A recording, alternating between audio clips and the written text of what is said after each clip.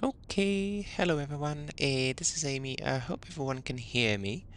I do not even have the chat open. I don't even know how to do this in OBS anymore because it has been an exceedingly long time since I've streamed anything. Uh, I guess we're just opening the stream window itself.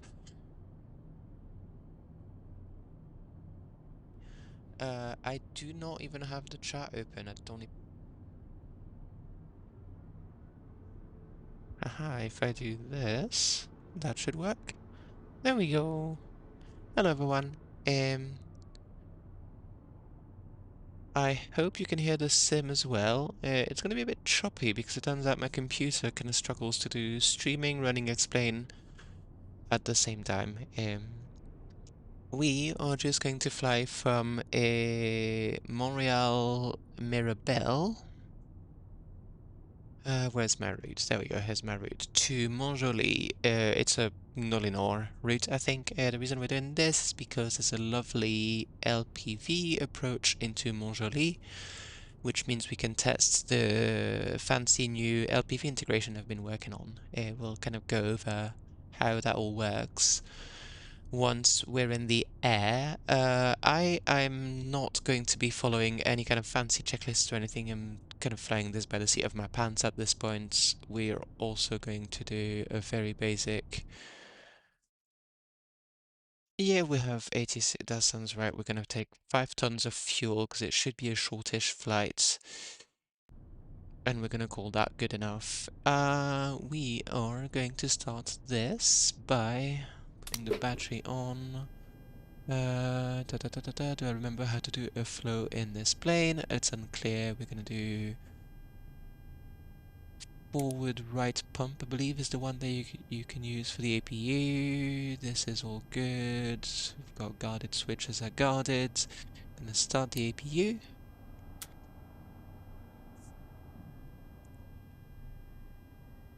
Okay, we've got APU speed going up, emergency exit lights are armed. We're gonna wait till we've got the APU because we'll need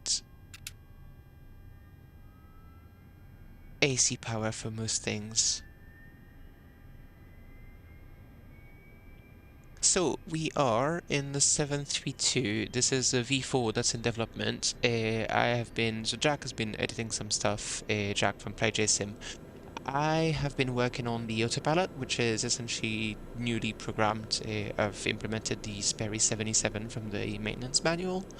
And we've got the UNS integrated in there. There's also an MFD.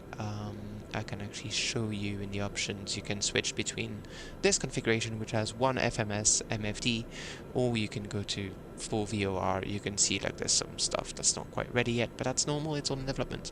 You keep the MFD when you're in VOR only. However, when you're in VOR only, it is essentially a TCAS and weather display, and it does nothing else.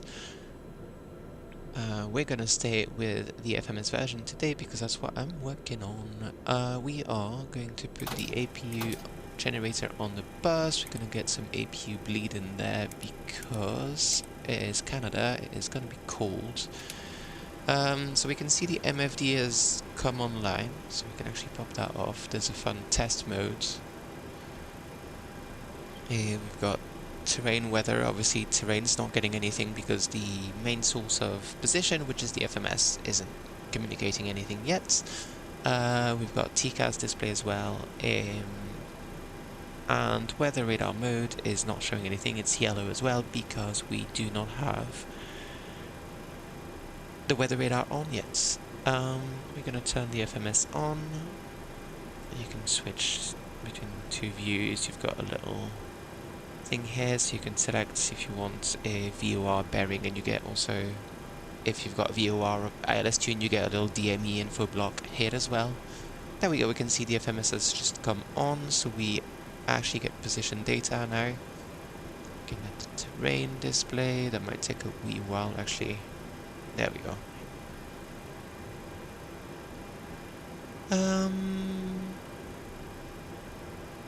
Okay, I have my route somewhere here.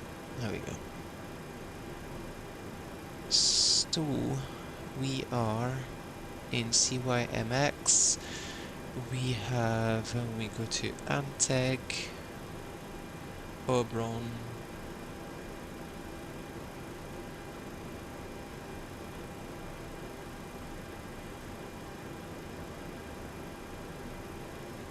so the MFD can be popped out. The way you get it without bezels for an external screen is a new feature in X-Plane, where if you go to graphics here, when you have multiple monitors connected, you can actually pick a avionics device to be full screen, on a display that you have connected on a monitor, and you can select it to have with or without bezel. We don't have like the window itself doesn't have a bezel-less mode, but if you ask X-Plane to please display it full screen on a monitor that you have, it will do that.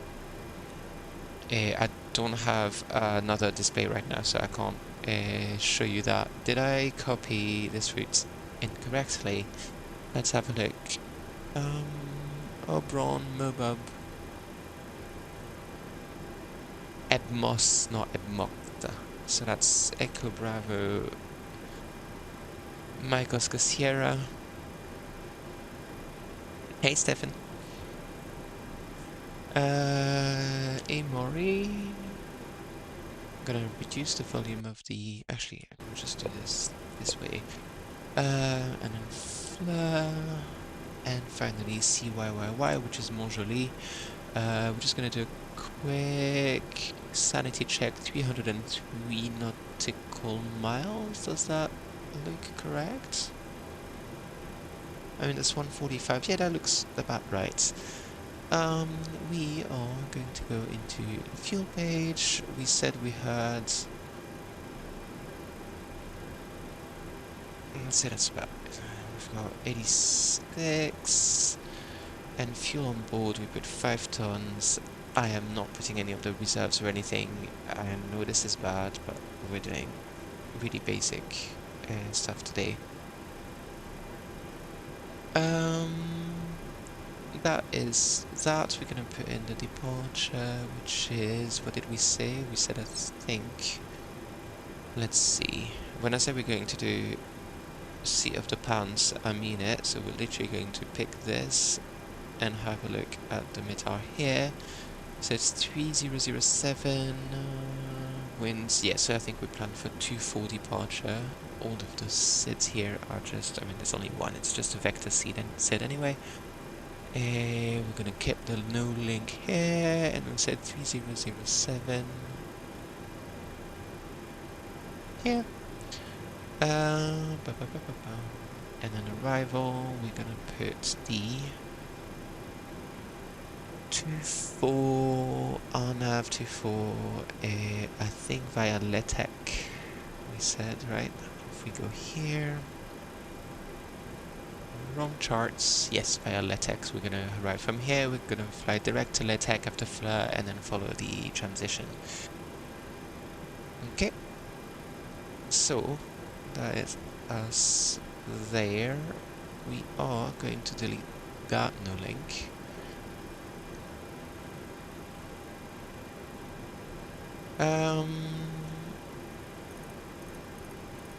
We are, so we've got 300 miles, we can probably fly at, let's say, 250.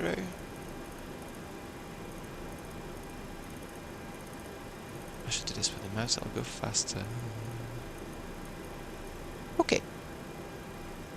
So, a couple of new things. So first of all, you'll notice this Sperry, unlike the old version. I think the old version, we still have the assist mode on. So the Sperry used to look like this. We had IAS mode and alt hold. And it used to capture altitudes automatically. By default now you get the realistic version, which is what you have IRL, where you've got turbulence mode, which just reduces the gains on the pitch and roll following of the autopilot to try and not overcorrect in turbulence. And you've got alt hold. It won't capture the altitude for you, so you have to do the capture, and then when you're at the altitude that you want to capture, you just flip it to alt hold. We have 2 GPS nav switches. Now this is where it becomes interesting. You do not get auto slew of the HSI anymore. They don't IRL either. Well, they do on some HSIs, but with that model of HSI, you have to update the course to follow the correct the course that the FMS gives you. What we do have, however, is if you set the autopilot mode to assisted, it will auto slew for you, just because we realize that you might not want to be fiddling with this the whole flight. There are reasons why you would want them to not slew automatically. We'll go over that. Another thing that's important to remember is when you are in GPS mode, the heading bug here does nothing, because the way the FMS tricks the flight director and the autopilot to fly a specific roll angle is by sending it a fake heading deviation. Basically, it tricks it to think, oh, the HSI is telling me I'm 5 degrees off heading, so I need to roll 5 degrees to the left or the right, and that's how the FMS tricks the autopilot into following the course. We'll go over that when we take off. A couple of things: we can enable the gravel kit. I don't know if Jack has implemented any kind of like functionality with it yet, but at least visually it's there. The weather is disgusting, so what we're going to do for sake of peace of mind is we're going to put some holdover time on our plane, assume we've been de-iced. Let's do a quick flow. We're going to turn the yaw damper on. We are supposed to still get that light. It will be lit until we get hydraulic pressure. Our pumps are going to come on. Galley power, I think, we'll only put on after engine starts. Reduce the brightness here a bit. No smoking. Fasten seatbelts. I'm gonna put our window heats on. Pitot heat comes on after engine start. We're going to put this on. I should probably have my position lights on. We'll put logo as well. Rest is fine. We need to put our cruise altitude in there. Yes, I'll get the FMS and MFD popped out once we start moving. We have this. We can check that this is working. We have, actually I can't do this yet because we don't have pressure, but I'll show you the yaw damper test is functional as well. We have those FMS and instators. I'll explain more about how they work once we're in flight as well. We'll put this to alt on for now.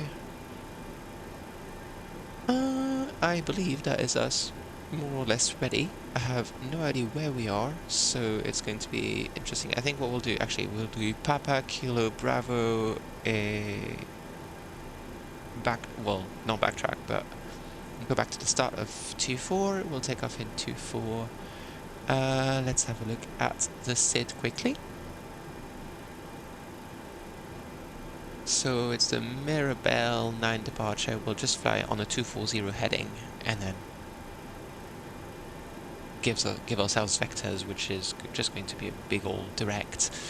Put terrain here for now, although once we're ready to take off, we'll probably get weather on, actually. I think there's going to be us ready for engine start. So for this, we're going to turn off the packs. We're going to put anti-collision on. Don't mind the very fast engine starts. I think that's a bug in Explain. We're waiting for a fix for this, because at the moment you get massive rise in N2 as soon as you turn on the fuel flow. Yeah, it does look interesting with the two runways, Stefan. I don't know what the rationale behind this is. I guess you can probably do some kind of parallel approaches that way that you, or like simultaneous approaches that you can do with very close parallel runways. Unsure.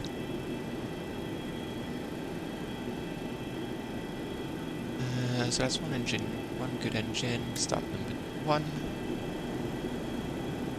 And to 10% we have oil pressure rising, 20% introduce fuel, ignition, fuel flow, and that is us ready. It is incredibly fast, like this needs to be fixed still. We'll do the after start flow, so we'll get our generators online, we'll get this on. We are going to turn off APU bleed, bring the isolation valve to normal, forgot the gas per fan earlier.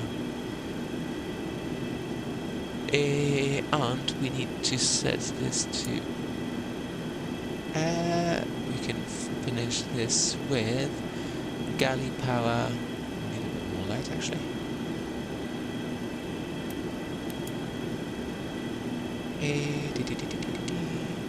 And this to low ignition. We can turn the APU off.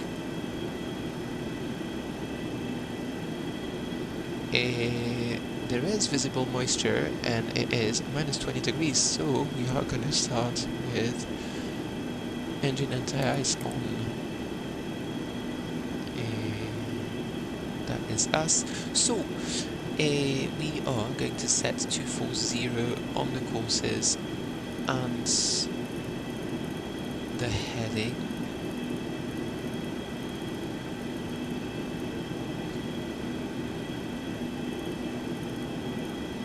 Now remember, because we're in FMS mode, if we want to fly a specific heading, we'll have to use the FMS heading functionality.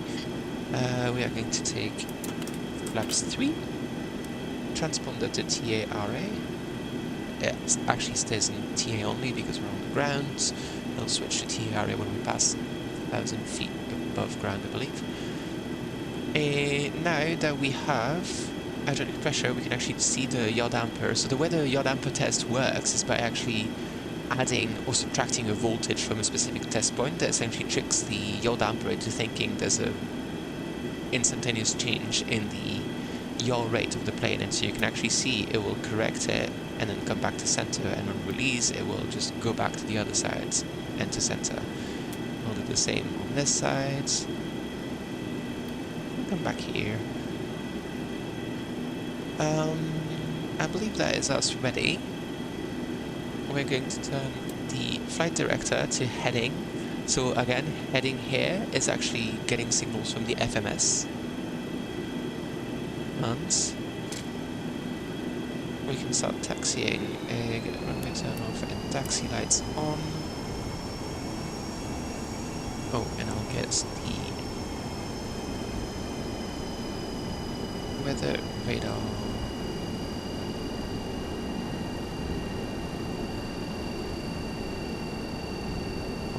We can actually put this here.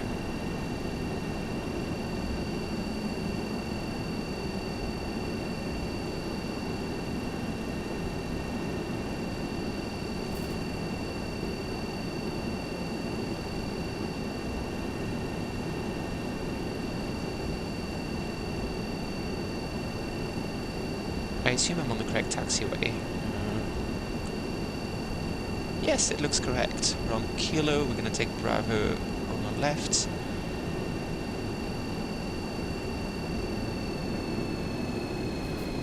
Turns out if I'm not idle, the plane will pick up speed.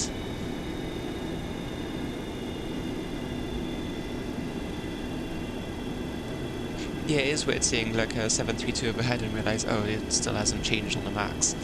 I mean, I think the max has been a proof that maybe that's not the most sensible way to design planes, but you know. We'll tilt up a bit more just so we can get on the ground returns for now. I don't think we've got any weather returns, so we should be fine. We're going to go in here. So there's a few fun things you can do with this MFD, so you can get your VOR bearing and DME block on here. You can also go and, well, you can turn off all of the background nav aids and everything that you see from the FMS. What you can also do is you can tune how many of them you want, so you can reduce the number of navgates you display. Same with airports. This is mostly a gimmick. Are you going to use that on the regular? I doubt it, but who knows? We'll do... I don't know if Jack has updated the V-speed stuff. Where are we? It'll be V-card. It's an interesting choice of words. Yeah, that'll be good enough. So there's also something interesting that we're going to see here. Once we take off, we are going to fly manually for a while. I'll engage autopilot probably far lower than a 732 pilot normally would. I'm sure they hand fly this quite a lot. However, I'm on my own and don't want to crash when I'm looking at the chat, so what I'll do is we'll engage autopilot quite low, and I'll show you kind of like the different heading modes that we have, because there's a few different ways that heading behaves. By default, the roll mode is just a roll hold. It will hold whatever roll you have unless the bank is at any point less than 6 degrees, at which point it will go, oh hey, I should level your wings, and after a while it will also go, oh hey, I should probably hold the current heading. So it's a weird kind of mix between wing leveler, heading holds system. If you flick the switch up, it will latch into heading off, at which point you're essentially just in control wheel steering. And if you switch it down, it will latch into heading select, at which point it will follow either what the FMS is saying if you've set the HSI to use the GPS source, or what the heading bug shows.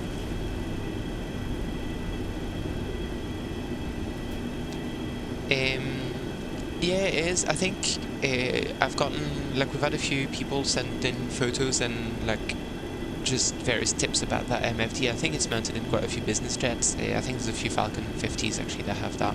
It's a universal unit as well. It's a MFD 640, I think. Which, it will shock you to learn, actually stands for the amount of pixels. We still have quite a ways to go.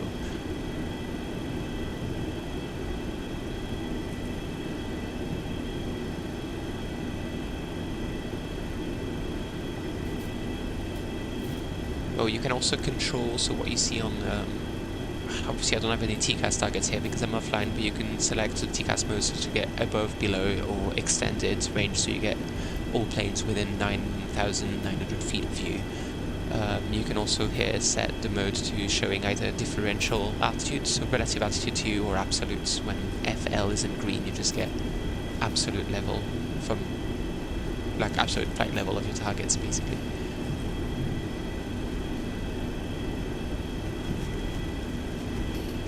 So you can actually see, if you look at the yaw damper indicator, you can actually see if I kick the rudder on the ground and turn, you can actually see the yaw damper act. I did not think that was how it works. I thought, oh, surely there's some kind of ground logic or something. No, there isn't. If you find, I think there's it's a really good old cockpit video series of Air New Zealand's 732s, and you can actually see in taxi turns, like, the yaw damper is actually correcting for the turn. It's not a massive correction, you can see it here, like, it's not flapping the rudder like massive amounts, but it is moving it.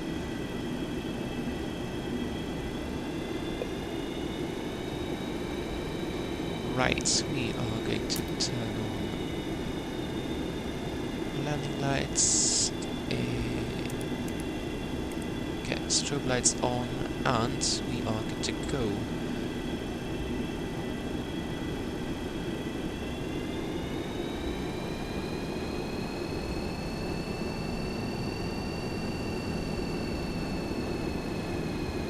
And what I'll do actually is I'll switch off FMS for now, because realistically on a vector departure you would be getting, well, vectors, so you want to be able to use your heading bug to follow everything. Right, we are ready. We're going to aim for about 2.15 EPR. I think it's actually quite high in real life. They would probably do produce to us takeoffs. but again, I don't have the calculators and anything for now, so we'll just go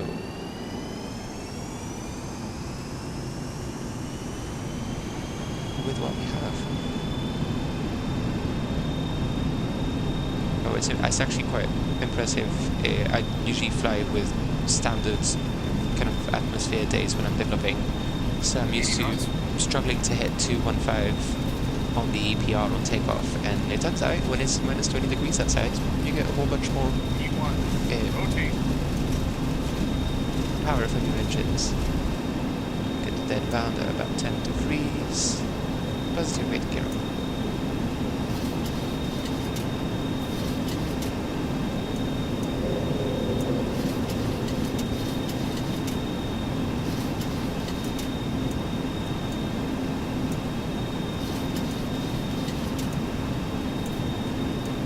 Right, so like I said, we're going to fly this like a modern airliner. We're engaged the autopilot really early on. You probably would not do that IRL. But I need to have my hands free from it. So we're going to set this to heading select for now. I'm going to do thrust reduction, so we're going to lower the nose, hold the thrust back to about 1.8 EPR.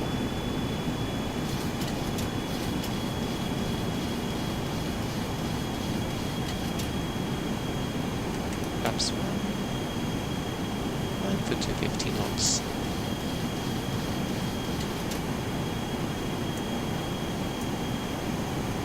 And flaps up.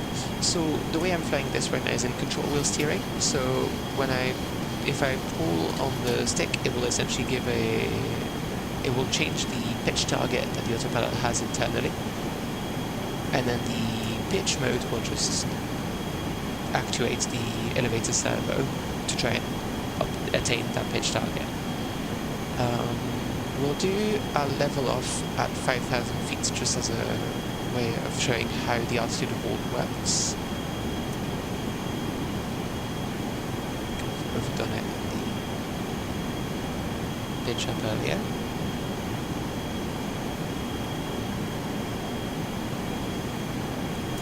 So I'm going to start pushing the nose over. It is quite tricky doing a nice capture in CWS mode, so I tend to start early and kind of creep up the last couple of hundred feet at like 500 feet per minute. That's fine. So we've hit our target, so we'll hit alt hold, and now the autopilot has captured the pressure altitude at the moment where we hit alt hold, so I can change the barrel reference, won't matter. It will hold the pressure altitude, not any kind of barrel compensated altitude. We're not gonna hang around here for too long because the weather is disgusting. So what we'll do is we'll get alt hold off, and as I increase the thrust, I'm also going to pull on the stick to increase that pitch target and get us back into a climb. We are also going to switch to GPS source and give ourselves a nice direct to our first waypoint, which is Anteg. And you can see we're in heading select, but it's actually following the FMS's bank target. You can also see that our HSI did not move, so we have to go here and say, okay, our course is 065. So I'm going to set 065 on the course here. And we can measure the same on the co-pilot's HSI. So that weather is lovely. You can see the autopilot is doing its best to try and keep us to some kind of relatively sensible attitude. Roll our heading bug as well. And do our post-takeoff actions. Autopilot limits. I believe that's one thing I still have to do actually. I forgot to do fuel needs, which might be useful in this weather. I need to check what the autopilot limits are. I don't think I've implemented that yet, but that definitely will be before release. So I've been the way I've been doing the autopilot is I've essentially gone, I found we have access to a 737-200 maintenance manual, which includes all of the, essentially you get logic diagrams for every single autopilot mode, which has been lovely because that means you get really good info. The one problem is that then you can't cheat and make it too good, in quotes. So I can't, there's been modes that have been a bit of a nightmare to tune because you like I'm trying to follow the sometimes very basic logic of some of those modes, and I can't use tricks that I would use in a modern autopilot to be like, well, the altitude mode, for example, could use this or this or this trick because those tricks weren't in use in the autopilot. So I have to make sure that despite the dumb logic, it still holds altitude in a like reliable way. So it's been a bit of a challenge, but it's been fun. You have all of the, in a very Toto fashion, I've made all of the various channel controllers available here. So you can go, for example, if you go roll channel, this is the roll PID, and you've got, what is it, heading controller, which is what would be in action at the moment. Heading controller is just a proportional controller in this plane. Okay, we've almost hit 218 knots, which is going to be our climb speed. Hold the nose up a little bit. Regain some of that vertical speed. Okay, we're going to pop those out when people want it.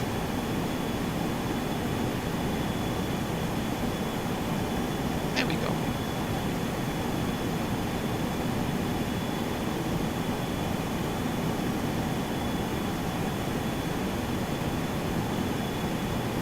Okay, so let's have a wee chat about the FMS goodies. You've got a bunch of annunciators here. These are all related to the FMS. We'll talk about this specific one when we get closer to the approach. The rest is just basic, essentially remote annunciators for where you'd get here. This is true magnetic. For now we only have magnetic heading mode. I need to add a IRS to get true heading, so that's something that's going to be fun. This tells you that the FMS is replacing the heading difference signal.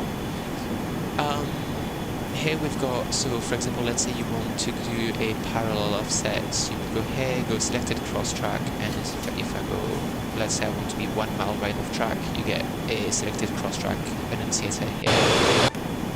Oh, right in the middle of a cloud.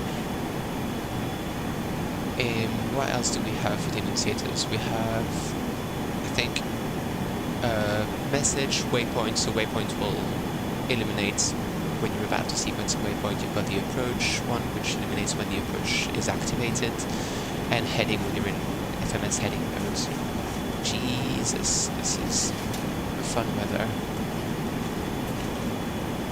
I'm gonna try and get, there we go, okay, just the ground just in range here.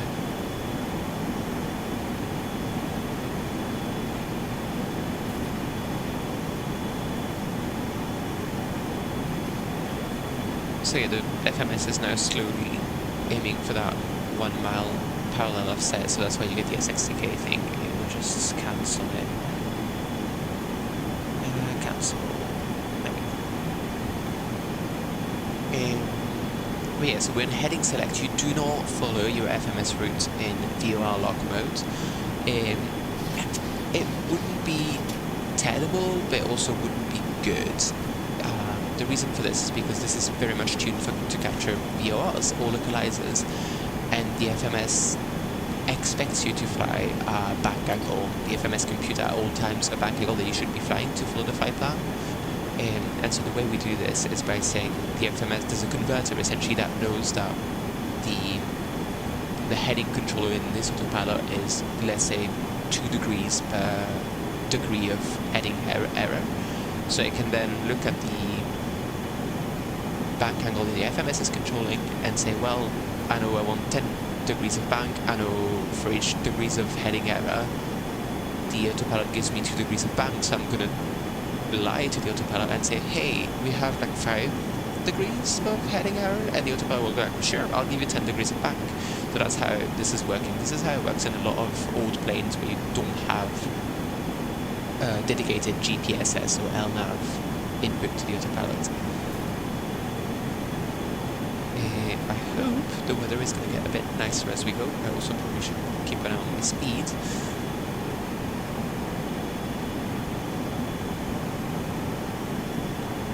What else do we have to talk about with this? Not much. I mean, because we're controlling the actual bank angle through the FMS, that means that you can technically fly DNE arcs with the FMS, you can fly holds. But yeah, how's the progress on V4? You're seeing it. I'm working on the LPV integration at the moment. This is strictly just V4 737-200 thing. Most of the work is actually happening in the FMS code base, so that's good because that means that other planes that use the FMS will get access to that once it's ready. Because as we'll see in a minute, the plane follows LPV just because it thinks it's an ILS. I'll explain how that works in a minute. But there's no specific LPV equipment in the plane. All the equipment comes from the FMS.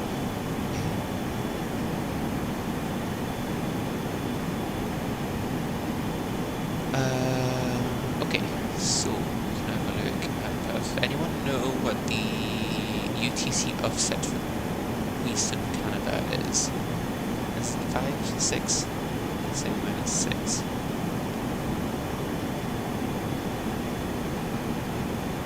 So you get all the things that you're used to in the UMS. So you get the terrible performance analysis that it does for you.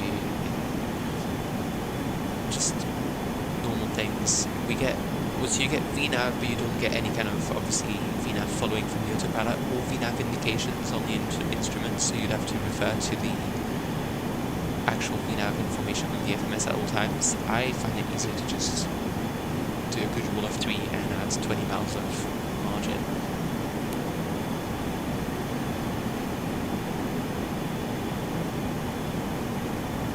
There you go, you can see the waypoints indicators because we're closing in on our next waypoints. Okay, so we're 1,000 feet away from our land altitude, so we can start easy enough on the vertical speed just a tad.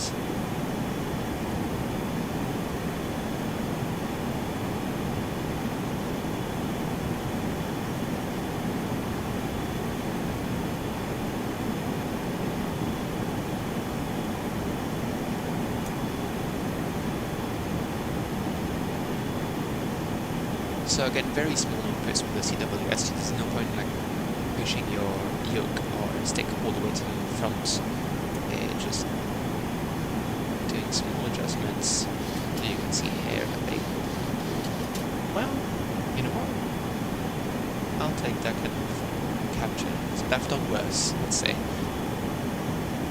Hold the throttle back just a little bit. So 1.8 again. This is fully just rule of thumb slash made up numbers for what it's worth. I'm not using any kind of cruise tables. So you can see this is one of the last things I have to tune still, like the altitude hold can still be a bit wobbly. The problem is it's really dumb in real life. So it's quite hard to get it to behave right because it turns out not a Sperry engineer that knows how to tune autopilots best. We have 6-1 is our current course. We need to update that here. So the flight director's altitude hold as well. Right, let's see. So we want to be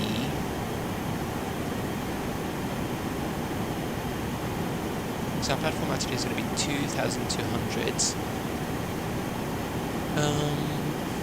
I want to be 2,200 here. I want to take one. We need to be at 2,200, 2.2 nautical miles before Ulato.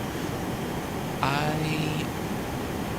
want to have a nice calm time getting there, so we'll take quite a bit of time. So what we'll do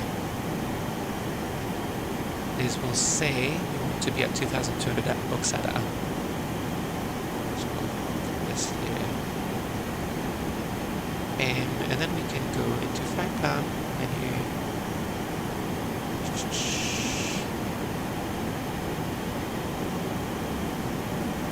Present position to waypoint, and we can see Oksada, we're at 280 miles, so we've got plenty of time. We are 2,700 feet, so that's about 25,000 feet to drop.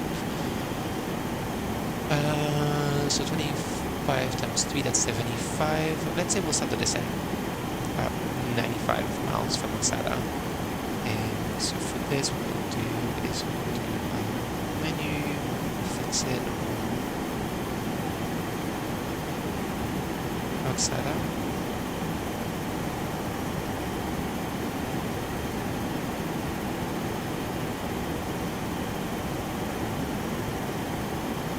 So we've got 178 miles to go before descent. We are also going to have a look at our approach plan. So how is this going to work? We're flying the RNAV24 into Montjoly. You can see we have a channel ID and a path ID. That means that we are able to fly our LPV approach. So for those who are not familiar, LPV approaches are a subclass of what we call SBAS, so it's satellite-based augmentation system approaches. Essentially the way it works is you've got a bunch of ground stations at various points of, in this case, the Canada and the United States, and they're monitoring signals from the GPS constellation. They have, obviously you know very precisely what coordinates you've put in your ground station, and so they can look at the coordinates that they know they're at compared to the coordinates that they're getting from the GPS system, and they can from this say, oh well, there's a difference here, there's an error vector, and then from all of these ground stations you can calculate a map of all of your corrections that you need to apply to have a more accurate GPS position. And then this is beamed up to, in the US and Canada, the WAS satellites, and the Wide Area Augmentation System satellites. And so your FMS in this case has a GPS receiver, so which is just getting the raw GPS position. But it's also receiving data from the WAS satellites that tell it, like, oh, by the way, you need to apply these correction factors to the GPS signal. And that means that you get a more accurate position, and that allows you to do more precise approaches to a point where you can, instead of using the barometric altitude to compute your VNAV glide path, you can actually use the GPS altitudes. It's interesting for a bunch of reasons. And the main one is that your GPS altitudes is geometric and accurate, obviously within the bounds of the signal that you're receiving, but it's more accurate than your barometric altitude, because the barometric altitudes could be wrong for calibration errors, but it will also be wrong because it's very cold or it's very hot. And also because if you have a GPS altitude, it doesn't matter if you forget to set your barometer, like I've just done here. You can see I forgot to put it to standard. Even if you misset your barometer, your GPS altitude is going to be correct. Now, how do you fly GPS altitude with an autopilot from the 60s that does not know about GPS? The way you do this is with what we call an LPV converter. So you'll see once the approach indicator lights up here, and when the FMS will go into this, will start saying nav approach instead of just nav. When that happens, the converter checks that the FMS is sending an approach signal, but also that the vertical and lateral pseudo glide slope that the GPS has computed are valid. Provided that is the case, it is going to hijack the ILS signals and instead send the pseudo glide slope and localizer from the FMS to the HSI. And at this point, because the autopilot gets all of its data from the captain's HSI, it does not know, it does not care that it's not actually an ILS, that it's actually something else that you're replacing it with. It was just going to fly it like an ILS. So the way we're going to fly this is once we get to the base legs, so once we're in Van Oksada here, from the tech, we'll dial in our final approach course, which is 237. And when the FMS sequences to Ulato, we're just going to flip this to auto approach, and the autopilot is going to be none the wiser and think, oh great, that's an ILS, I'm just going to start following that. And that's what I'll use for guidance. We need to make sure we've got our courses dialed in. So when you're en route, the courses that you set here are for you. The autopilot doesn't care about them because, as we've said earlier, the autopilot is following the bank angle directly from the FMS. So even if the course is wildly incorrect, it's not going to matter for the FMS. Now that is going to come handy when we fly this portion of the approach. So when we're on the leg from Letek to Oksala, we are going to set the course to something that isn't the 147 here. That'll be fine. The autopilot will still follow the bank angle, but that means that we can essentially do the same way that we would do on a normal ILS. We would preset the localizer course, and then as soon as you set the autopilot to go into auto approach, then it will have the course already set, and then that course will become important because the approach mode and the localizer mode on the autopilot do use the localizer course for the capture logic. I hope this all makes sense. I realize this is a lot of techno babble, but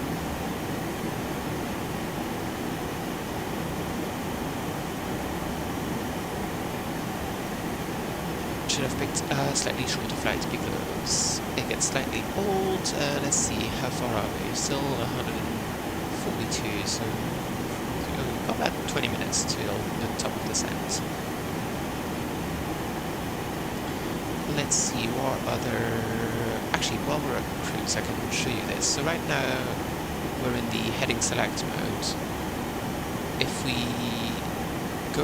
flip this to heading off, the roll channel of the autopilot becomes full control wheel steering. So if I push my stick to the side, it will just slowly change the roll target that the autopilot is following, and then just hold that. For my next trick, I'm going to have to switch from GPS to just nav so that the heading signal is the real heading signal. Now, if I'm in the middle of a turn, so if I'm at more than 6 degrees of bank, and I set this to the center mode, which is the hold position, even though it's not labeled, if my bank is more than 6 degrees, it will just hold my current bank. If I bring back the bank within 6 degrees, right, there we go. It will, after a while, level the wings, and after a while longer still, it will start holding the heading that I had at capture time. And if we go back to GPS, we can go back to following our route properly. Since I need to fix my current altitudes anyway, because I forgot to set the... Well, actually, you know what, I'm not that far off, but if I set that to off, I get the pitch channel control wheel steering back on, and I can influence the pitch target by pushing and pulling on my yoke. And then once again, I can just set it back to alt hold. If I go in turbulence, it will disable any alt hold mode that was on. It will also, if you're in auto approach, it will automatically disarm auto approach. You can't have auto approach in turbulence mode. What it does is just soften the gain. So if you're in very heavy turbulence, sometimes it's quite nice and will make the ride a bit nicer. Just going to altitude mode again.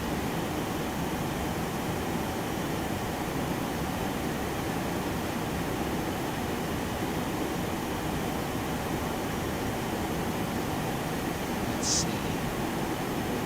Terrain is not exceedingly interesting, and as you get a kind of en route terrain mode a little bit.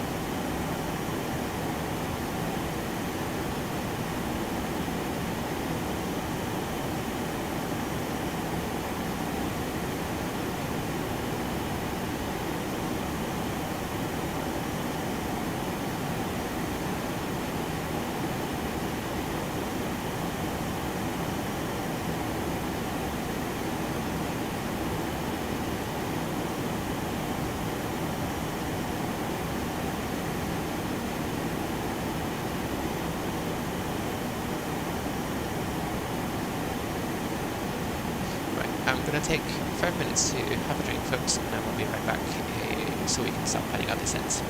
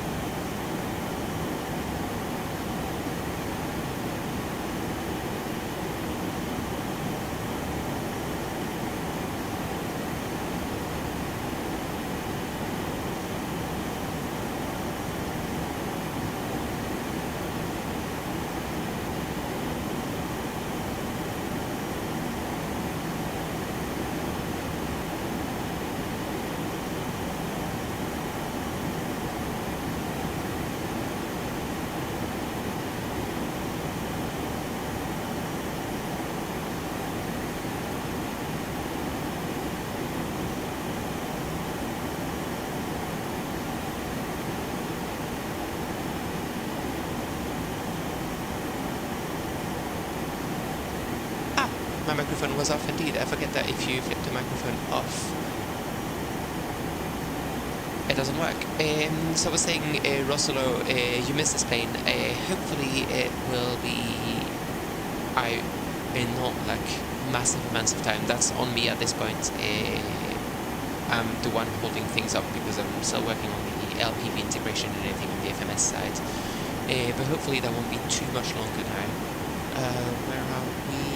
We still probably have about 10 minutes before descent. Let's see if we can fix. Yeah, 70 miles. What we can do, I mean, we can set VNAV just for fun. We could tell it, oh, I want, let's see, if I do this, we should get about 2.5 degrees. I find the flight model a bit slippery. We'll see on approach as well, you get quite a nose down altitude, which I don't think is quite correct, but yeah. Actually, we'll just do it, let's just do it manually and have a fun time doing it the way I think they're still flying this plane, even with FMS retrofits. But yeah, once we get to the top of descent, we're going to take quite a bit of margin, especially, like I said, it's quite slippery, so the rule of 3 is a bit iffy.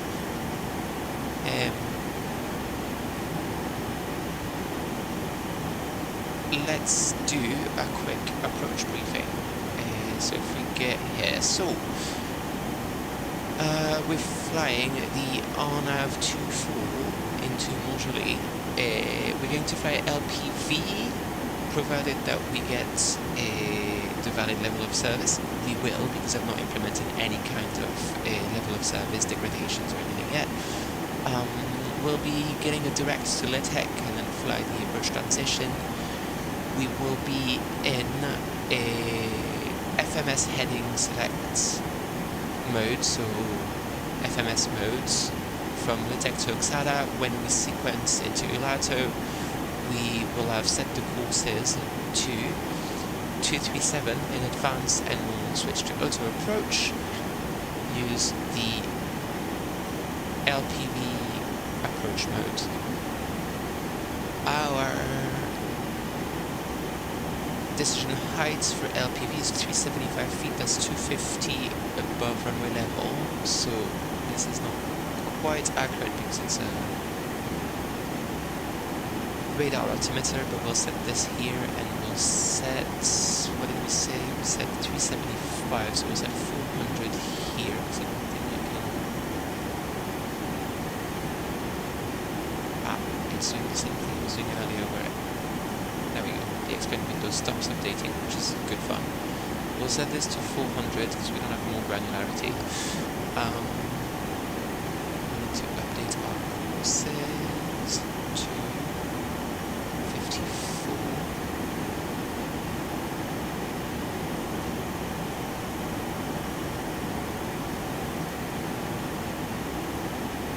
Okay.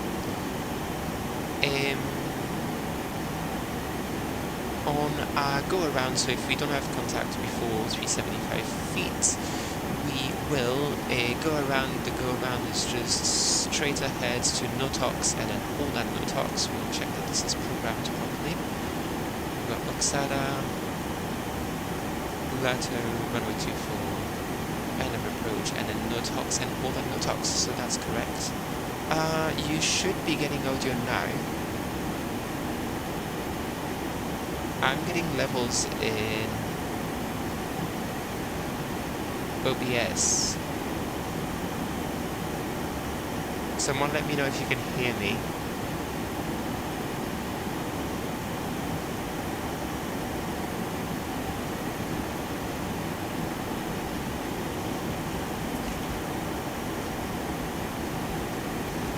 What about now? Can you hear me now?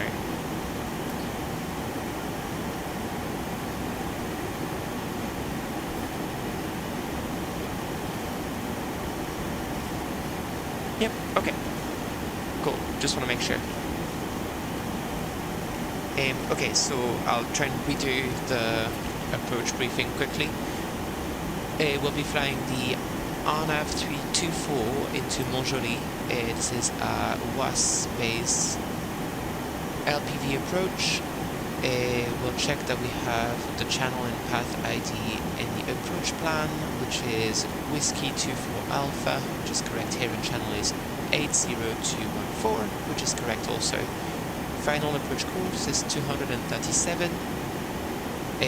You will notice it is off in the flight plan page. It's because in real life the airport records and the database will have a magnetic variation that's encoded there. That's not always up to date with the model.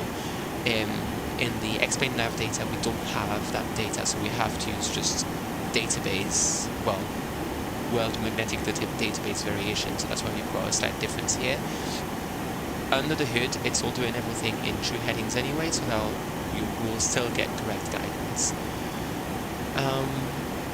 We will be descending to the LPV minima, which is 375 feet, which is set here. We've got 400s and we've got 250, which is on the radio altimeter minimums. In case of a go around, we'll just follow the charted go around, which is straight ahead to NOTOX, and then all that NOTOX, which is programmed in the flight plan. And that will be us. Let's have a look at distances. So we are still 2,700 feet, 1,000 feet high. We want to descend to 2.2, so that's about 5,000 feet of descent, which we've done a quick calculation earlier. We'd say 75 miles. If we do a rule of 3, we'll probably take 15 miles on top of that to have some margin. So when this hits about here, or we'll use the distance here to Litec, we'll start descending. We'll use auto brakes medium. We'll use flaps 40 as well, so we get some speed off. What we'll do, because we start the descent at because the platform altitude is at 2,200, that's quite low. I'll get ready and probably get gear down flaps 15 in that level segment before we start dropping on the LPV glide slope. Reason for that is I just don't want to get caught out doing everything in that descent segment where slowing down is going to be more of a problem as well.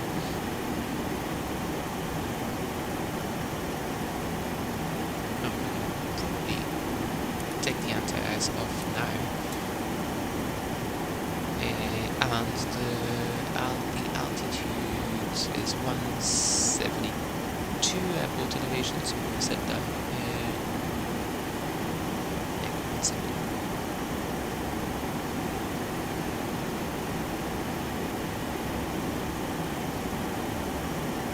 So, a few things to look out for now related to LPV approaches. When we get within 50 miles of the airport, this grayed out approach prompt is going to change to arm approach. We can arm it manually, or we can wait for 30 miles of the airport and the FMS will arm it automatically. When the approach is armed, the FMS is going to check that it's getting the vertical and horizontal protection levels it needs from the SBAS systems. And from there, it's going to determine the lowest level of service it can achieve. So level of service, if you look on a SBAS approach, there's this block here where you've got 3 different ways of flying the approach. There's LNAV, which is a bit of a misnomer because on the UNS at least, you will get LNAV guidance, so you will get linear deflection here. But the FMS will also give you barometric VNAV. You just won't get any kind of GPS assisted or SBAS assisted VNAV. And there's LNAV VNAV, which guarantees lower levels of protection than LPV, but still gets you in the UNS at least an SBAS derived vertical profile. So that means you are not susceptible to barometric errors, for example. And then you have LPV, which stands for Localizer Performance with Vertical Guidance, in which case you get the full, the tightest protection that is available, and you get angular deflection here, which means that the FMS is going to pipe out something that looks very much like a glide slope and a localizer, where the 2 dots of deflection is going to mean you're 2 degrees off course, and that means that the mirror that your HSI shows becomes smaller and smaller and smaller as you get closer to the runway. It's just like an ILS would function. So when the approach arms, the FMS is going to check what's the highest level of protection, the highest level of service it can guarantee. And an unsated PS will either show LPV or LNAV VNAV or just LNAV. It will also show it here. This will eliminate LOS and then LPV, VNAV or LNAV. You'll see there's also a prompt that is going to appear here that we can use to change the level of service. Let's say we don't want to fly LPV for whatever reason, we could select instead LNAV VNAV or LNAV. It will do that check again when the approach activates, and at that point, if the level of service that you've selected is found to not be available, it will actually give you a warning and not activate the approach. Well, it will not fly the approach past the final approach fix, if that's the case. So that's things to look out for. For now, that's things that I've not programmed in yet, so at the moment you always get LPV available if you've selected it. That's one of the things that I still need to add, is having some kind of simulation of, well, is LPV actually available? Do we have SBAS satellites?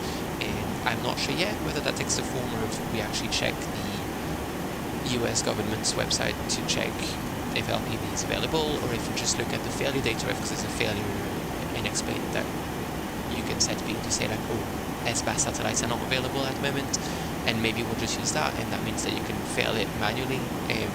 That's something I need to have a think about. And I guess in the same vein, do I want to have a model of actual satellite constellations for GPS and all of that? But that's, once I get the logic working, we'll have a look at making the simulation of actual availability more faithful or not. Right, we should probably start descending, so we're going to start targeting throttles. And off, we're going to set for now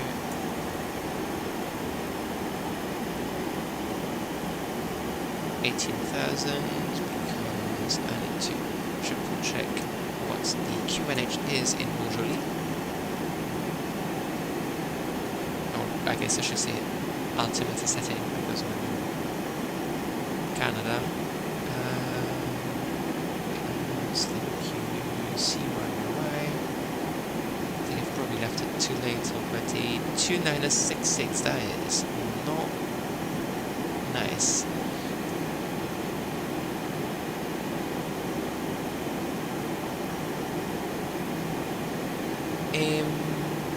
Let's do a quick check. We're 83 miles. Actually, we're probably okay. We're 83 miles away from Litek. We want to arrive at 2200 before Uppsala. So we're probably okay for now. We are about to go into moisture, and the temperature is bad. So we are going to set anti-ice on.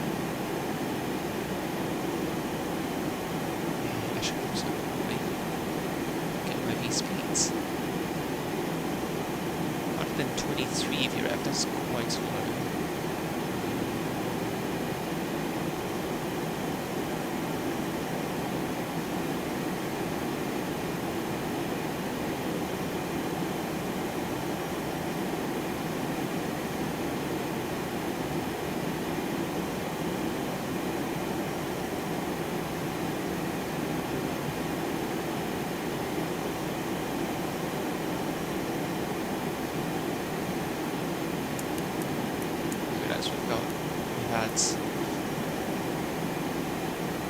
Taxi and landing lights on the whole time, but oh well.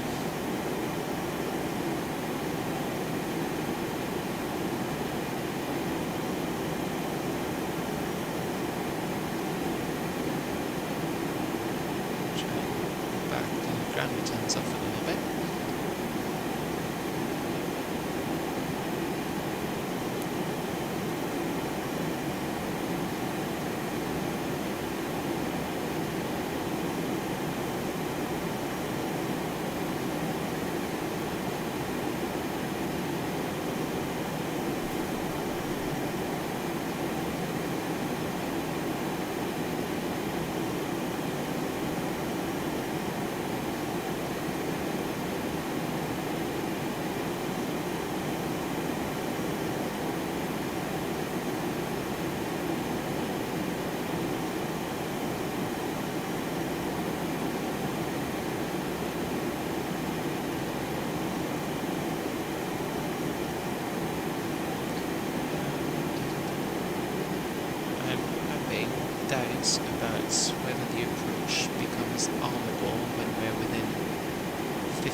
miles in straight line or along the flat plan? I guess we will find out within 10 miles. If we do here and do instead CYY 24.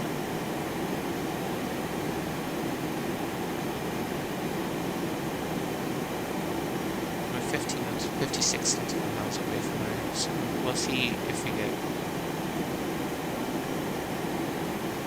approach armed within 5 miles and all.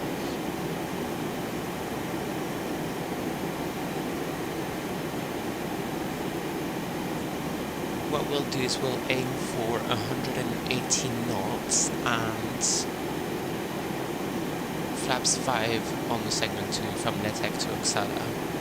Make sure we're nice slow, we've got plenty of time to see what's coming. We're about to pass transition altitude.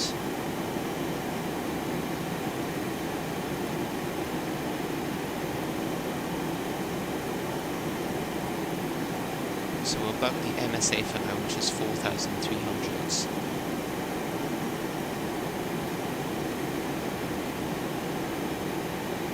And we can bug the Q and sorry, the altimeter setting at 2966.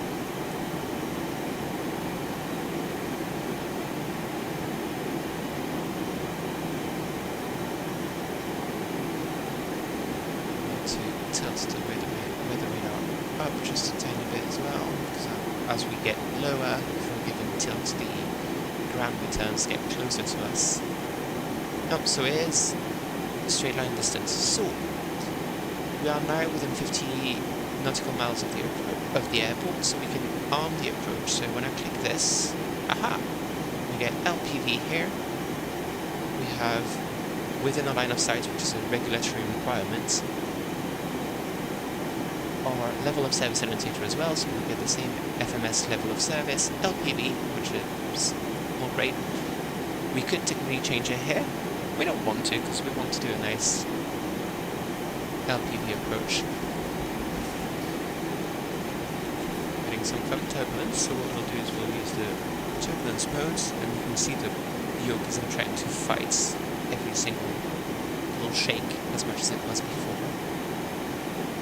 We just have to remember to turn this back to off before we get on the approach, because that's you can't arm approach when the autopilot is in turbulence mode. So far we have all of the building blocks that we want to start our LPV approach. We've got LOS annotation with LPV, we've got LPV here, path identifier, and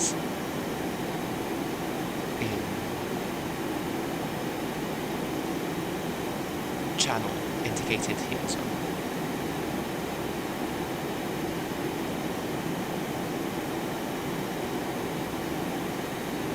$50 miles away, so 50 miles away, that means we can drop about 15,000 feet. We only have 12,000 feet to drop, so I'm happy with that.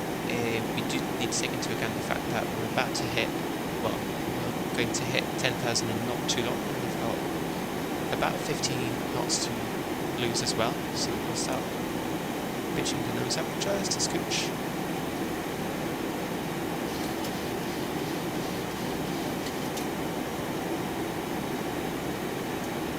And start losing that speed. Go back to 50. We do have air brakes at our disposal if needed.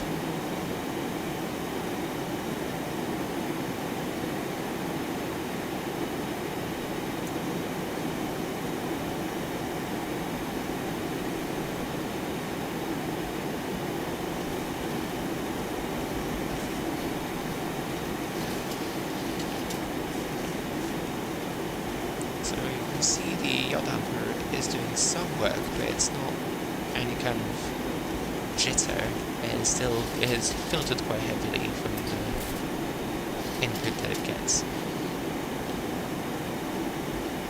Let's see. Does that look like a ground return, or does that look like an actual return that's going to get us in trouble on the sides? I think that might be an actual return.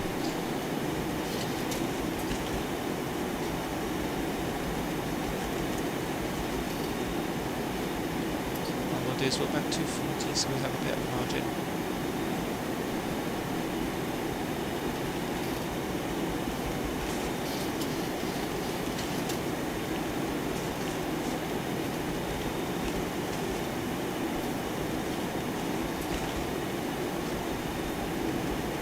So we're now at 12,200, so that's almost exactly 10,000 feet we need to lose, and so that's 30 nautical miles, with 39 nautical miles from Nitec, so we have plenty of margin. I am low. So remember, we're not going to activate the approach manually because we're flying an approach transition, so that approach will be activated automatically by the FMS when we sequence onto that leg and within 2 miles of the final approach fix.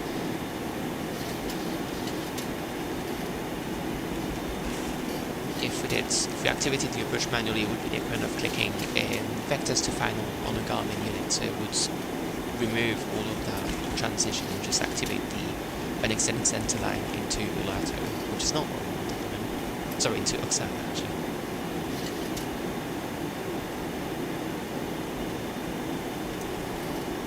So we're going to give it our speed and start descending a bit more.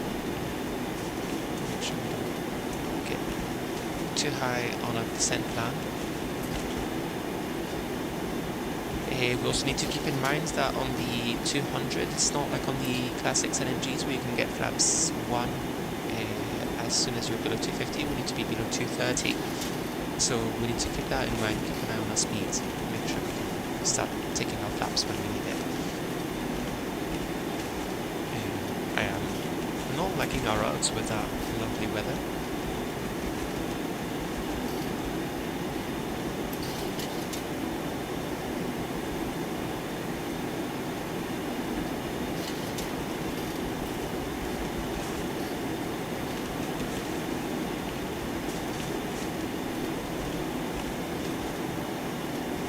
I'm getting excuses in early as well, but I've not done a lot of actual flying in the simulator in a while. I've been letting the Autopilot do that for me, so I apologize in advance if the touchdown is disastrous.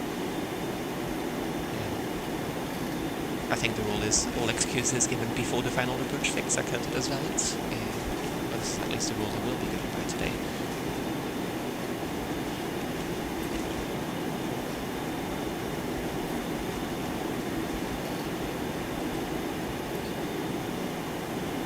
Looks like it might be calming down a little bit, but we're still in pea soup, so yeah, that has come down, so we'll go back to off, get our full gains in the Autopilot. And let's see, once we're on that leg,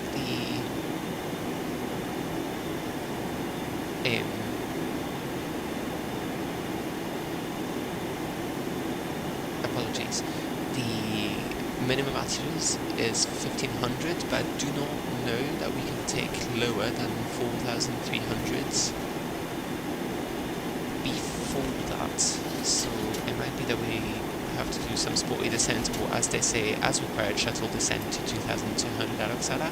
So if needed, we'll just program a call at Oksana and just fly it once to get down. Although I do happen to know that we're over water at this point, so maybe we'll just allow ourselves to get down to 2200. Once again, please do not take this as flying advice. I am on flight pilots.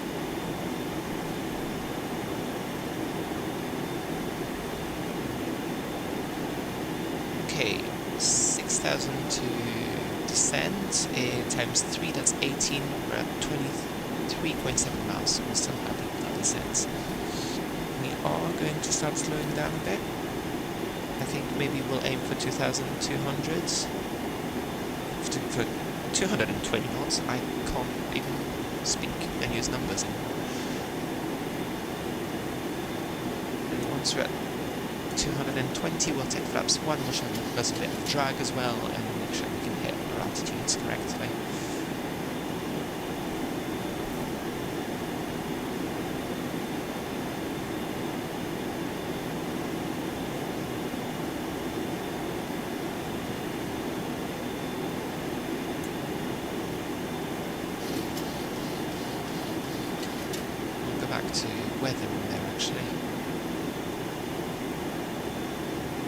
make sure we don't get caught out. So, tilt 25, that's not too bad. Still need to lose more speed.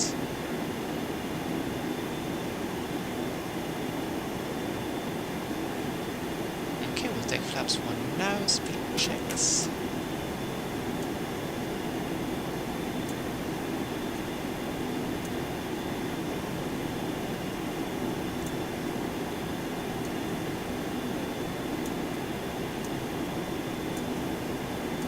The advantage of flaps 1 is it'll let us descend a little bit steeper.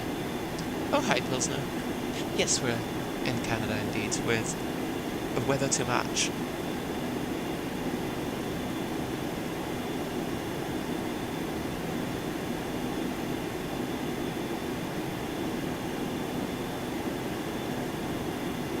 So we're actually lower than 7,000 abeam the runway on downwind. I'm happy with that. The weather is still disgusting, and it is. Oh, minus 9 degrees. We've actually gained quite a bit of temperature, although it might just be around heating on the probes more than anything else.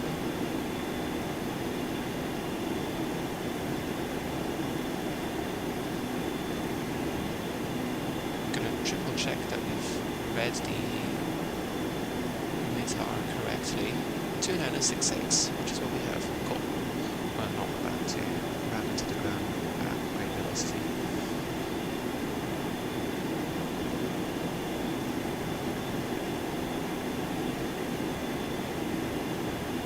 I'm going to start lowering the speed again. Aim for 200 knots now. Again, this is probably quite conservative, but rather that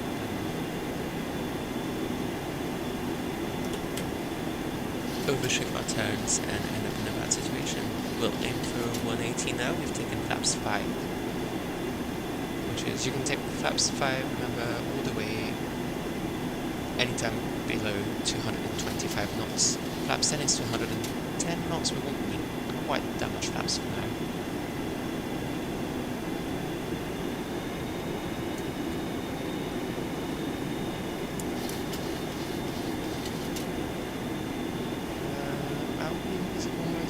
I'm not sure, but when in doubt, I think we'll leave the anti-ice on for now. We'll tilt up again.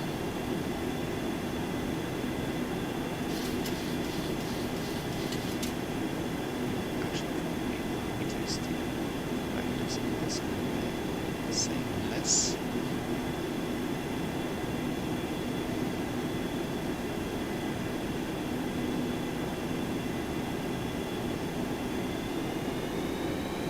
About 800 feet per minute descent now, which seems to work quite well. So like I said, we're quite low on the profile. We could have descended a bit later, I believe, and been perfectly fine, but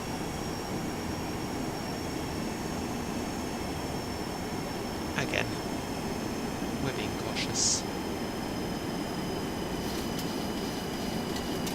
Should probably get seatbelt signs on.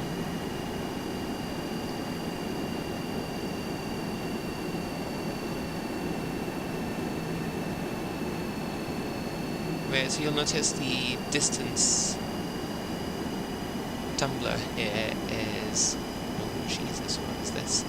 The distance tumbler here is blanked. I was going off a video of, I think, Canadian 732s that have the UNS installed, and that specific type of HSI, and it didn't have the distance wired. I haven't since come across evidence that it is possible to wire it, so I'll probably wire it just because it's convenient to at least have the FMS distance to go here. Yeah.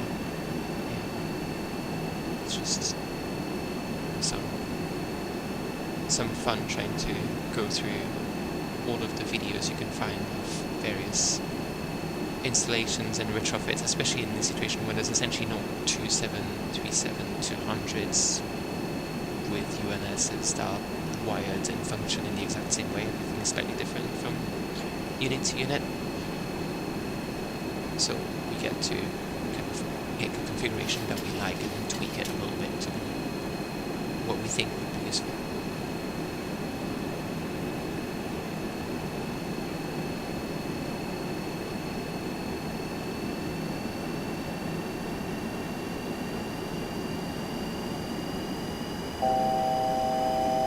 See, I could have something I should have read from the chart as well here. So we've got the leg from Litec to Oksana is 10 nautical miles, so we could have been way higher at this point, but oh well.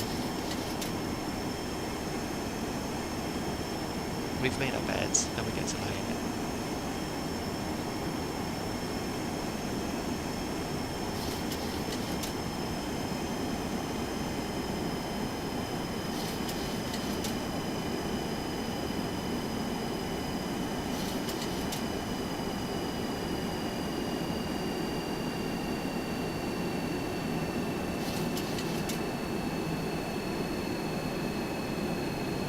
Now, when we get the waypoint indicator or the flashing here of the leg, which means we're going to sequence on the base leg, just now I'll turn the courses to match our base leg course. Again, it does not matter if you change the course on the HSI when you're in heading. Select with the FMS.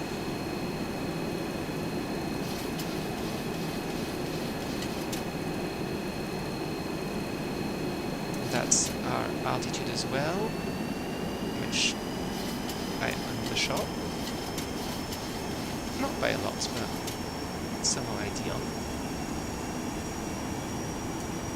There we go, altitude hold, and we are now on our base leg.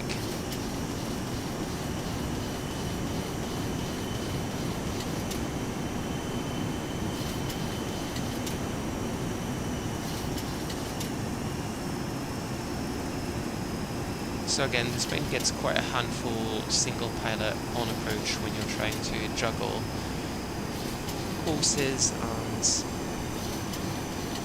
radio frequencies and God knows what at the same time.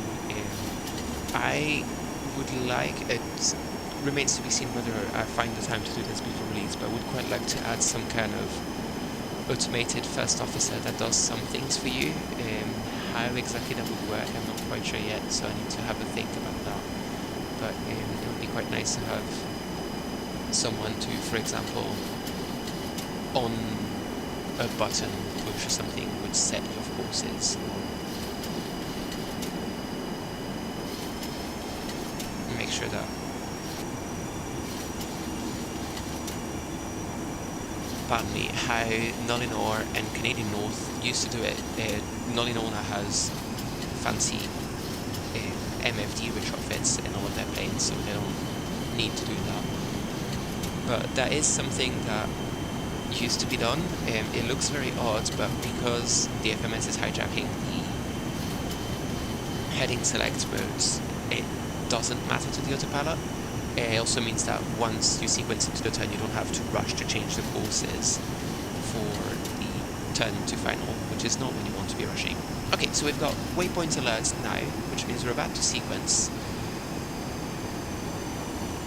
We're going to see a few things. There we go. We've got the glide slope as stopped flagging.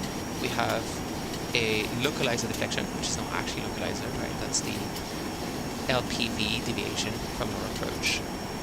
But we're now ready, and what we can do is hit approach. And the autopilot is now flying this like it's an ILS. This weather is horrible.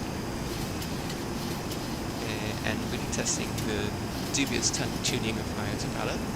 But we are slowly capturing our pseudo-localizer.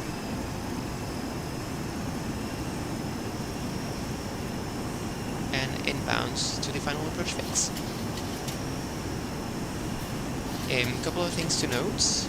Here we see that the vertical alert level is blank. That is normal, it will be blank until we pass the final approach fix. Until we pass the final approach fix,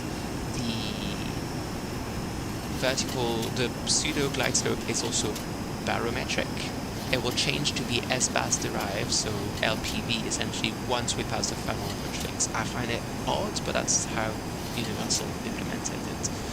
which means that if you have a big temperature difference or if you've misset your barometer, you might get a jump at the final approach fix in your vertical deviation.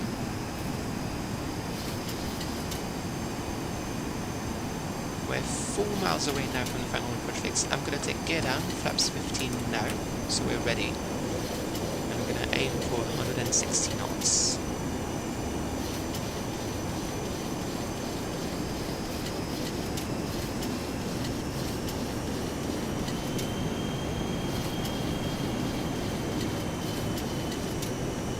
And we can see now the pseudo glide slope is coming and slowly centering.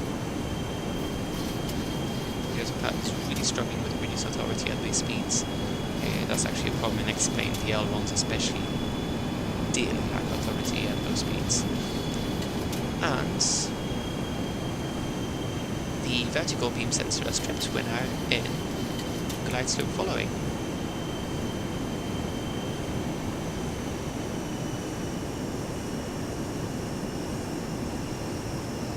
And now you can see, so we're not actually past Ulato, a final approach fix yet. So if I move this, you can see the glide slope actually changes, moves. That's because we're still baro-derived glide slope.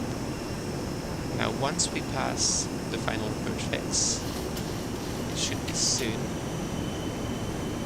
There we go, we've got the waypoints. The flashing means that we're also about to sequence the vertical waypoints.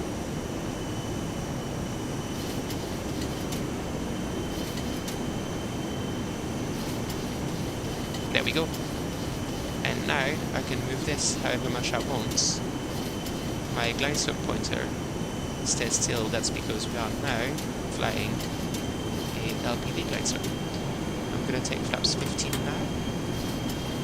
Our VRF was 123, so we'll fly 113, which gives us a little bit of margin.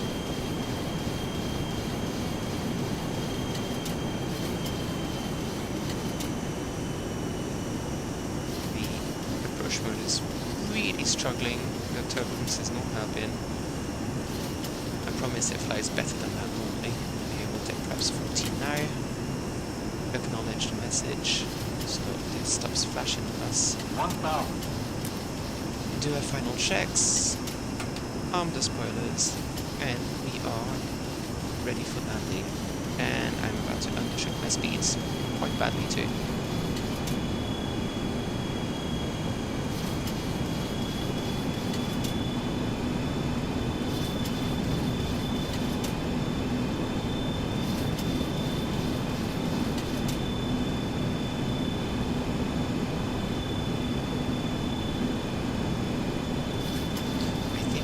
Have icing because we should not be needed almost full power to maintain speed on approach. So disconnect now. Yeah, you can see the second I put anti-ice on, we get okay. I think that's called for a go around, so we'll do that. Gear up, flaps 15. And our go around altitude is, I should have reached that, 4,300.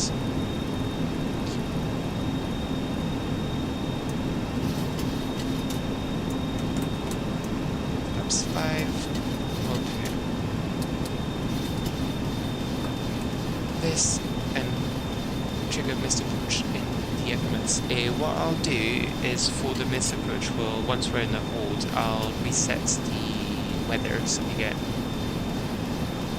to have an actual okay demonstration of what the LPV does. It is a struggle when the weather and lack of aileron authority in X-plane is throwing left and right, and you don't notice icing at all. Right, way past acceleration altitude, so I'm gonna push those down a bit. Reduce power. Take flaps 1.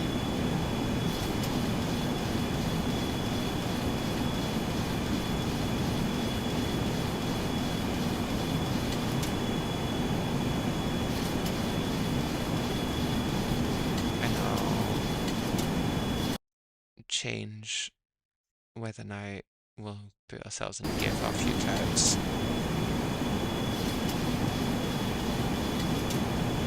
Just so we can actually demonstrate how the approach works without giving the full explain treatment. We are going to give ourselves vector. So the way we're going to do this is we're going to click arm and then activate. Actually, we need to do this once we're not past the missed approach point. So we'll say heading, and we are going to take a 030 heading here.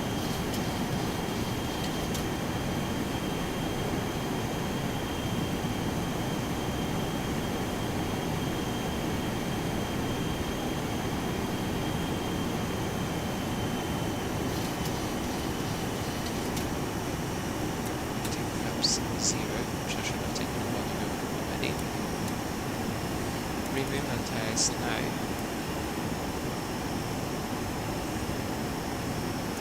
Getting close to altitudes. Should also be. Well, yeah. Should have set the barrel properly. Now that we're back on cab.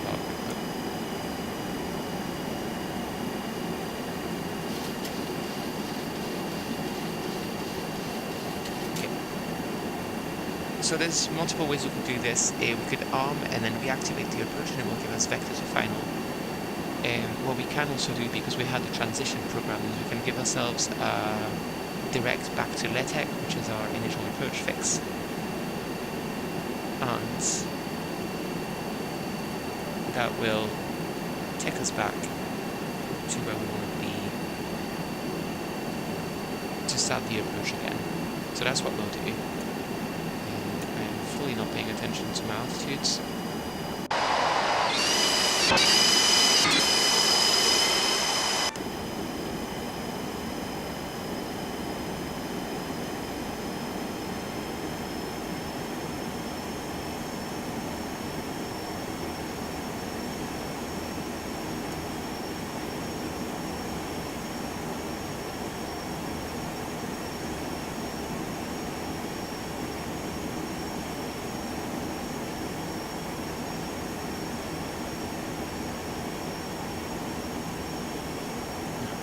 The approach again, make sure we get LPV indication here and here, which we do.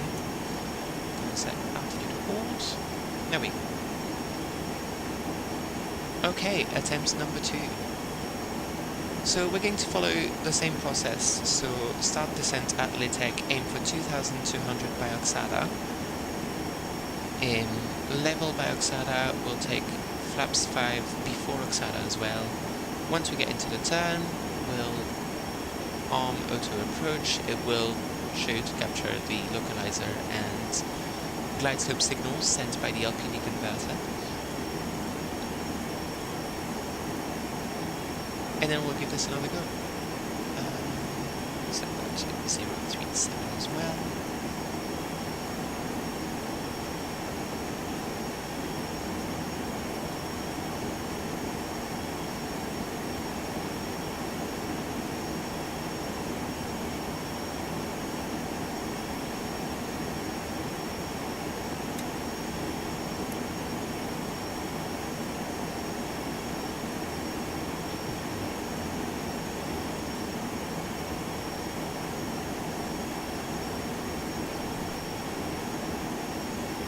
Actually getting turbulence in.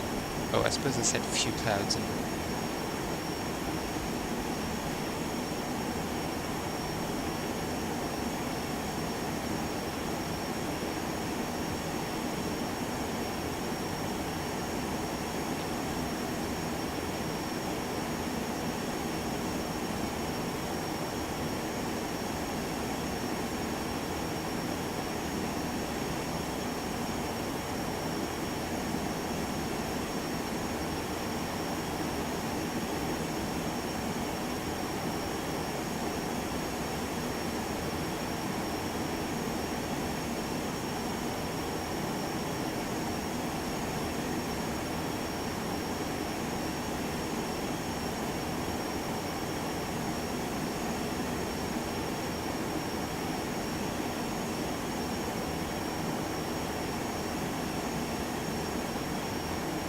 gonna start losing some speed. Aim for 200 flaps 1. We'll take flaps 1 at 220, which is 10 knots below the extension limits.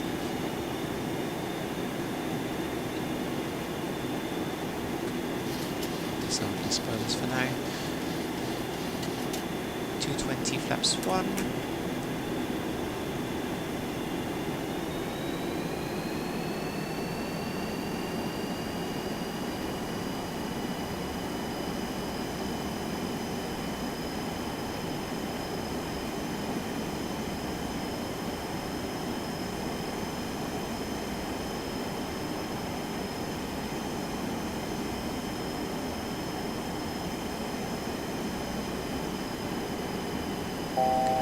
Reselect 2200, which is a platform altitude. We've got waypoint alerts, we're about to sequence into our baselet. We're going to set the course already to 147, which is our baselet course. And then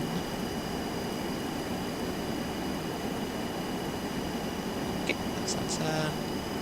We're going to turn altitude hold off, set idle thrusts, and give ourselves a nice gentle descent.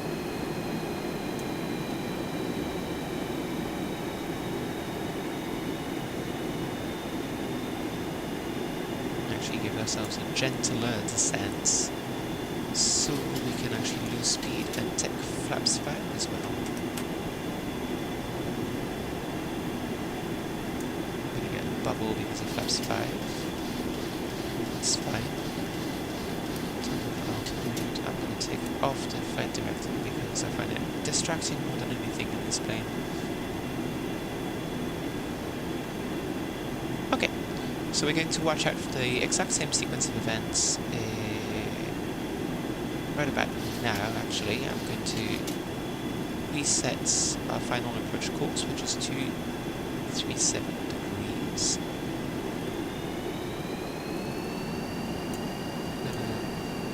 A slightly less gentle descent just because I want to make sure we're at platform altitudes in time.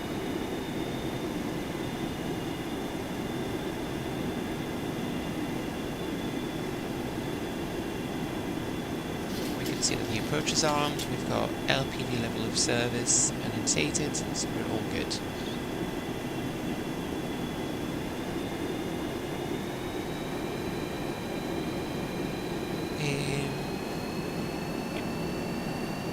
Good. It's a bit high, so I'm going to increase the rate of descent a little bit.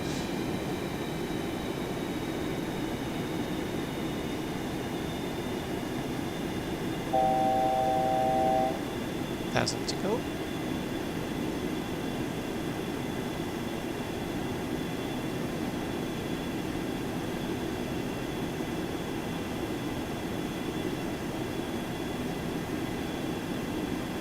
Approaching a final turn now.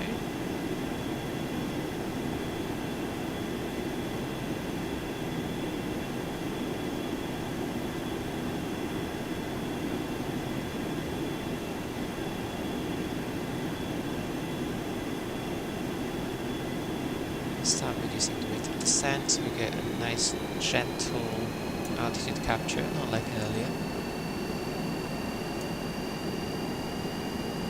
We've got waypoint alerts, which means we're about to sequence into our final approach course.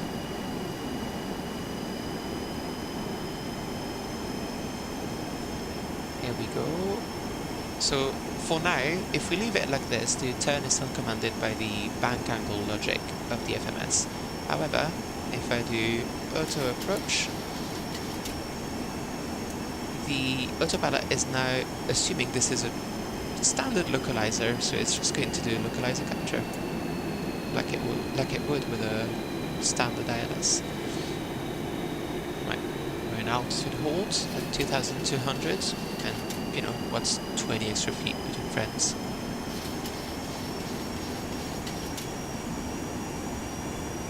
I'm going to set our heading correctly as well. And there we go, that's localizer capture.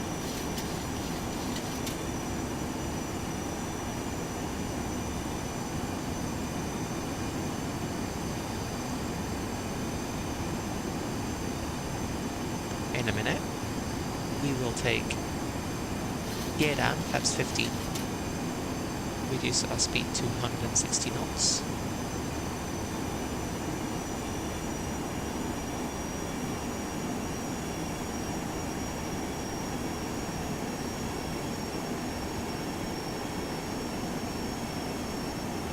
Let's do this. Gear down, flaps 50, and berg 160. You can see the bubble here from flaps 15. The Autopilot is quite primitive and doesn't have any kind of preloading of the controls when you take flaps. So it will bubble quite a bit in altitude holds when you take flaps, especially the transition from flaps 1 to flaps 5 and the transition from flaps 5 to flaps 15 are quite big changes in lift. So do expect a little bit of bubbling and then capturing the altitude again. We're about to get glide slope capture. Now.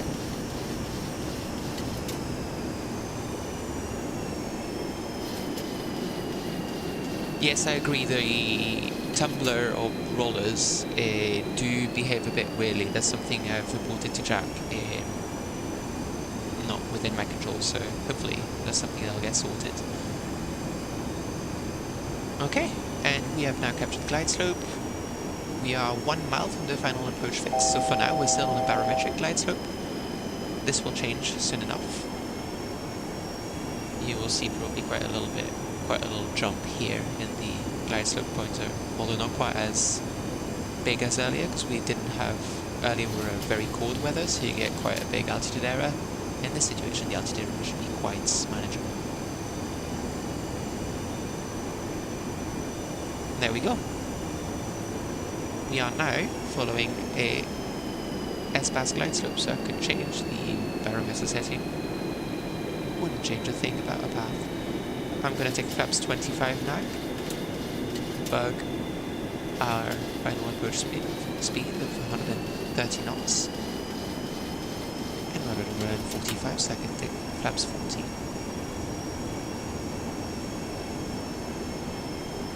It's quite a bit nicer now. You can see without the massive turbulence, we're actually quite centered on our approach. 1,000.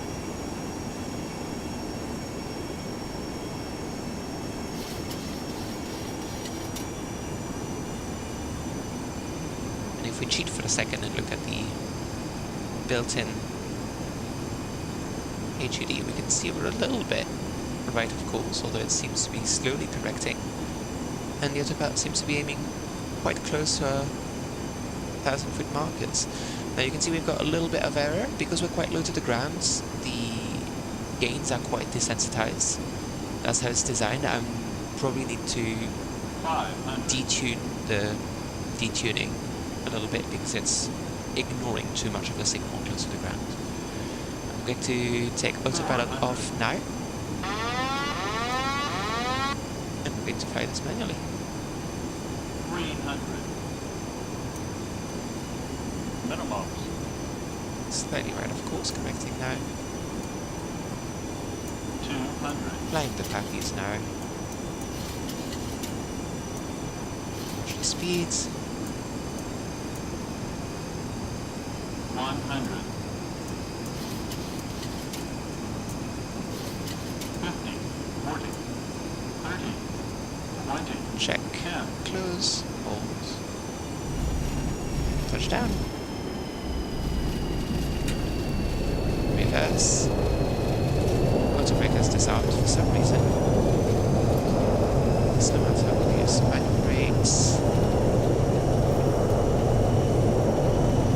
60 knots. Reverse is idle. And we can ease off on the weights. And take this taxiway. Okay, and that's us in Montjoly with some dubious flying earlier. Apologies for this. But yeah, that was a quick demo of, I wanted to demo especially the LPV machinery, but also just the various ways the FMS is integrated with the Autopilot now. If you've got any questions, I'm happy to answer a few more, and then, like, while we get to the parking, which I'm assuming is this over there, should probably take a second to have a look at the map. We've landed here. That's not a very helpful map, is it? Also not very accurate. Well, assume this is the airline parking and just go park ourselves here. Get the APU started.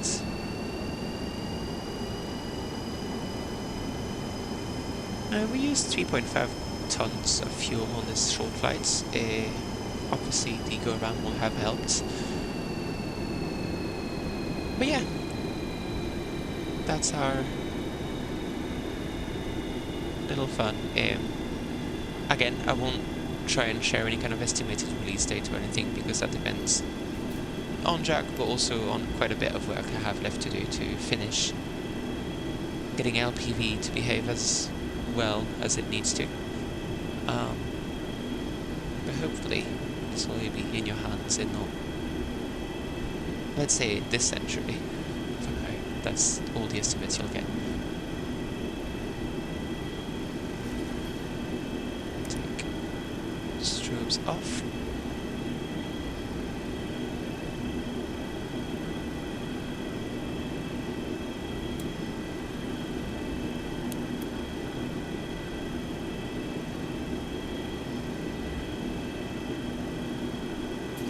And that's us. So we'll get parking brake set. I didn't actually start the APU, did I? Well, you have till the APU is on and we get those engines out to ask any questions you might have.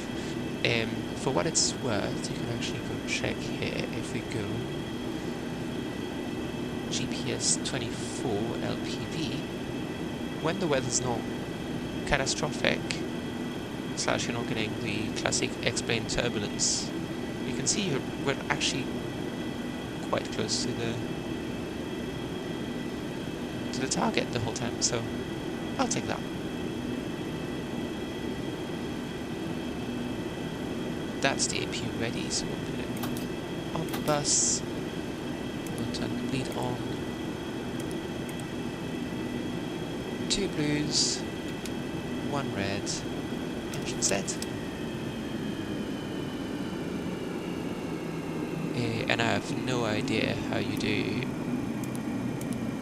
close out on a 737, so I'm just turning things off as we go.